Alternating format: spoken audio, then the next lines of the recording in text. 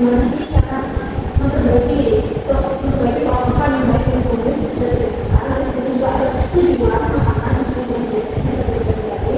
Sehingga ada tetelah ciri-ciri itu setelah kamu itu rasanya itu bagaimana sih, lalu bisa juga dampaknya itu seperti apa, ada peran pola makannya juga bisa sudah dijelaskan. Lalu ada makanan yang dianjurkan dan dibatasi seperti nasi yang dianjurkan itu seperti nasi, omelet, roti, lalu ada ikan rebus, ayam rebus, ayam tanpa kulit itu, lalu ada tahu, tempe, telur. Nah, untuk sayurnya itu bisa banyak makan sayur bayam, wortel, brokoli. Lalu untuk buahnya itu juga bisa banyak makan pisang atau pepaya atau apel gitu. Lalu untuk minyaknya itu tadi sudah dijelaskan, itu minyaknya yang paling bagus minyak sayur yaitu atau tidak minyak zaitun.